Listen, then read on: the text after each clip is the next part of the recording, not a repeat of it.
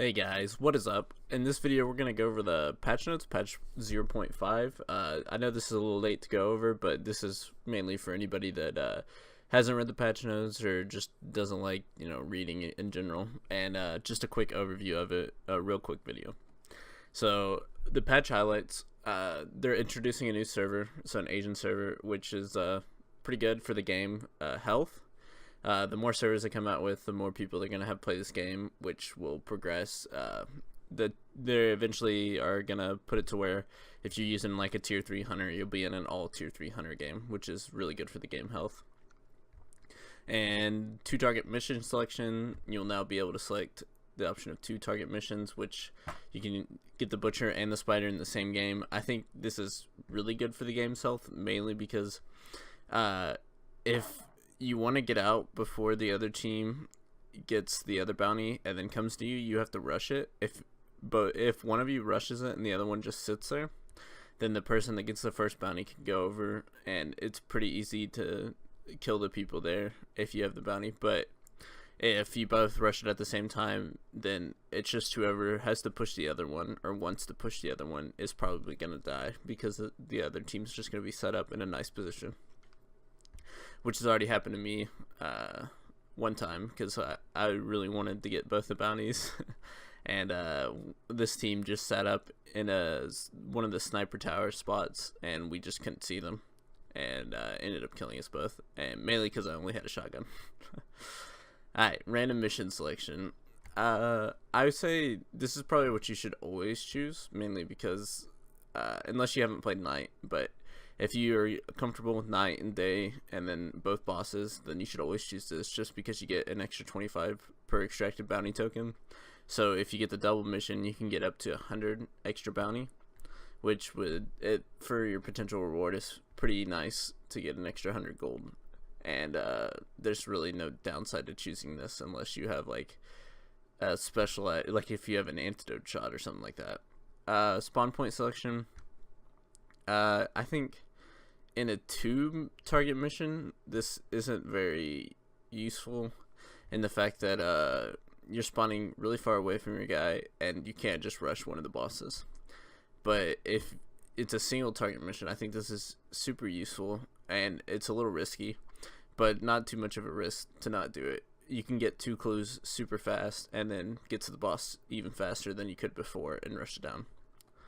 So I think for single mission, you should definitely spawn opposite places, but for a 2 target missions, you should just spawn in the same place. Alright, so general updates: Bloodline added details for the XP received when retiring Hunter. This is good. I retired my first level 50 Hunter, had no clue what it did, no clue how much XP I got, because I just didn't pay attention, and so I'm glad that they put this into the game, because it was kind of unrewarding. I still would not retire a Hunter unless it's level 50 and you ran out of points to level up your Hunter, and maybe you're missing a health bar or 2, and then I would definitely retire him, because you're probably going to gain more XP than lose if you retire him then. XP gains on the Bloodline have not been lowered. So basically what this means, you get higher XP gains when you retire Hunter, which is overall good for the game health, because there's no reason to retire Hunter in the first place. So basically what this means is, once you hit level 50, you should keep playing with that Hunter, because you get double XP. But once you get to a point, like I said, when you run out of upgrades, then you should definitely retire him for the XP gain. Bounty rewards: rebalanced some of the guaranteed bounty rewards, lowered the bounty reward for locating target. This is good for the overall game health, because people will try to kill the boss. I think that a new strategy that will come out is, even though people probably already did this, but this will become more popular, more than likely, is that they'll find the lair and then they'll camp outside and wait for a team to almost kill the boss, and then run in and kill the boss and kill the players. That way they get the extra 50 bounty, and they don't have to necessarily have the risk of doing the boss. See, it says, with this change, we want to encourage players to commit more to fighting the boss instead of entering the lair and then preparing an ambush around the area. Visual updates, they look pretty good. I have no complaints about that. I think that's a good overall change. I think all the changes we've gone over so far actually improve the game health so far. Weapons increase the Vertelli. I can't even say that. Vertelli. There we go. I'll edit that out. Damage from 90 to 100. I honestly thought this gun was like pretty underpowered. So I think for what it did, I think it needed a damage buff. So I think this is a good buff. And then increase the price of the Caldwell conversion uppercut to 175, and I think it was like 75 or 80. I think this is excellent. And the fact that the Caldwell conversion uppercut was good in almost every circumstance except long range. And it gave you bullets for all the sniper rifles too. So it just was an overall good gun. You could basically use this gun as a shotgun if you had the fanning perk, because you could shoot 6 bullets. You didn't have to aim down the sights from close range, and you'd probably hit like 4 out of 6, and you can shoot it really fast. And since it shoots rifle rounds, it would like automatically kill them no matter how much health they had. So they tweaked damage fall off for different types of ammo. I honestly don't think you should need to know this, but if you are very curious, you can read it right here. It probably won't make much of a difference in how you play the game. Okay, so this is the one that I don't necessarily agree with. They said that rebalance the Dusters, Brawlers, and Fist. Damage for each of these has been slightly reduced, which is totally a lie. It's been basically gutted. But we've optimized the stamina consumption, just a few more hits, to allow for more successful strikes before running out. It says these weapons are now better when counting groups of enemies, while the knife will be better when taking out single targets quickly. So what they did with the Dusters is now it takes 2 charge-up attacks to kill 1 guy. The knife takes 1.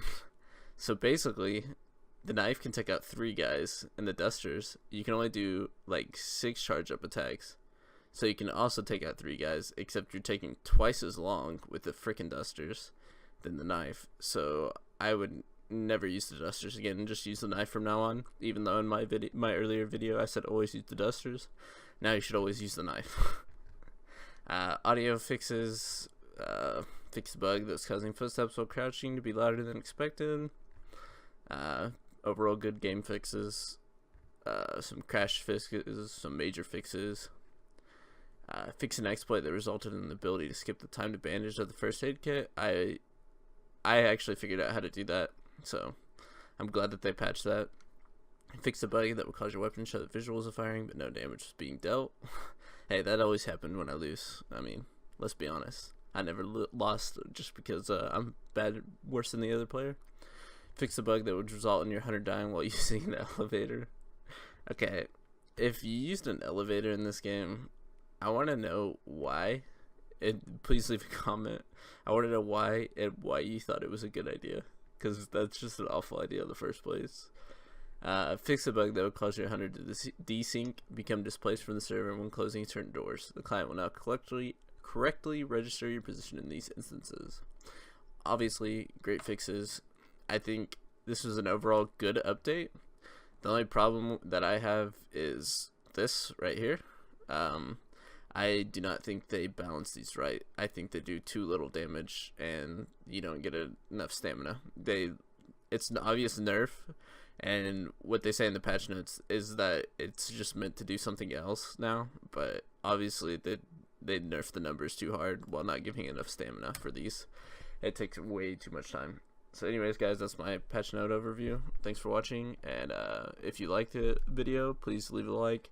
If you have anything to comment, I'll try to get to it. And anyways, guys, peace.